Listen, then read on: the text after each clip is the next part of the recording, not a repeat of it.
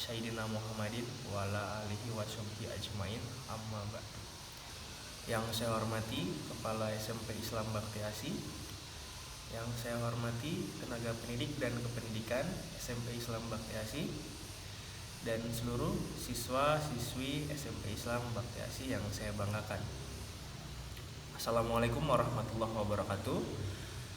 Puji syukur mari kita panjatkan kehadirat Allah Subhanahu wa taala yang telah memberikan nikmat dan rahmatnya kepada kita agar kita bisa menjalankan puasa di bulan suci Ramadan ini dengan sehat walafiat.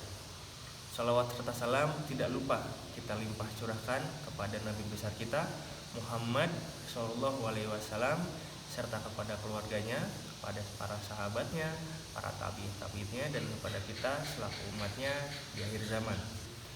Pada kesempatan yang mulai ini, saya akan mencoba menjelaskan keutamaan membaca Al-Quran di bulan Ramadan. Baik, bulan suci Ramadan adalah bulan yang mulia, yang pasti dinantikan oleh seluruh umat Islam di seluruh dunia, karena terdapat banyak sekali keistimewaan di bulan suci Ramadan ini. Sehingga banyak umat muslim yang berlomba-lomba untuk mengumpulkan amal dan mencari kebaikan dengan berbagai macam cara di bulan Ramadan ini. Teman-teman semua, di antara banyaknya keutamaan ya membaca Al-Quran di bulan suci Ramadan ini, ada 5 di antaranya, yaitu yang pertama, mendapatkan pahala yang berlipat ganda. Menurut hadis riwayat Tirmizi, barang siapa yang membaca satu huruf dari kitabullah, maka baginya satu kebaikan, dan satu kebaikan sebanding dengan 10 kali lipatnya. Tidak aku katakan alif lam mim satu huruf, namun alif itu satu huruf, lam itu juga satu huruf, dan mim itu juga satu huruf. Jadi kalau menyebutkan alif lam mim itu tandanya 3 pahala, seperti itu. Baik, lalu yang kedua, yaitu obat penyakit hati dan fisik. Membaca Al-Quran itu dapat menjadi obat bagi penyakit hati dan fisik. Cara yang sering dilakukan untuk mengobati diri dengan melakukan ruqyah. Allah Subhanahu wa taala berfirman, dan kami turunkan di dalam Al-Quran sesuatu yang menjadi obat atau penyakitnya manusia dan rahmat bagi orang-orang yang beriman. Quran surat Al-Isra ayat 82. Lalu yang ketiga, rumah menjadi bercahaya. Dengan rutin membaca Al-Quran di rumah nih, maka rumah tersebut lebih bercahaya.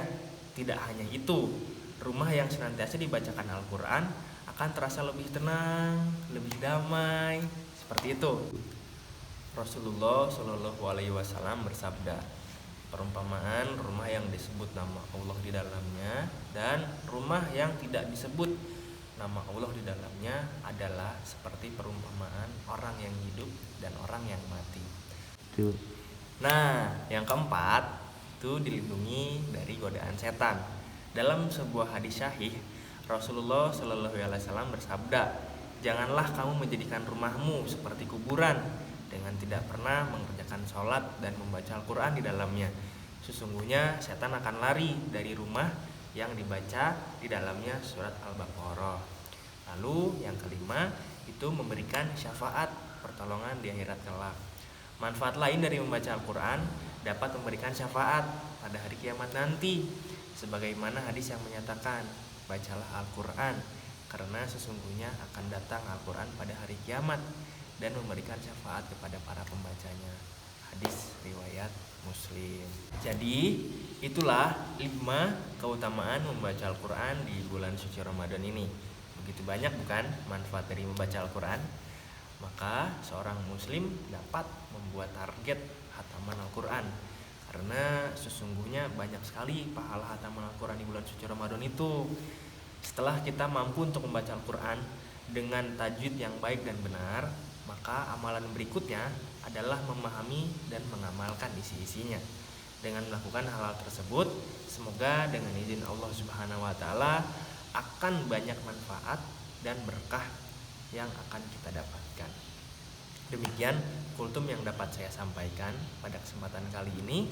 Semoga dapat bermanfaat bagi kita semua dan dapat kita aplikasikan dalam kehidupan kita sehari-hari.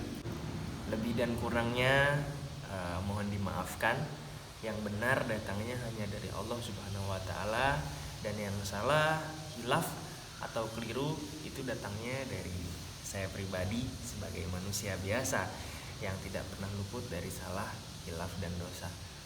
Akhirul kalam, wassalamualaikum warahmatullahi wabarakatuh. Waalaikumsalam warahmatullahi wabarakatuh.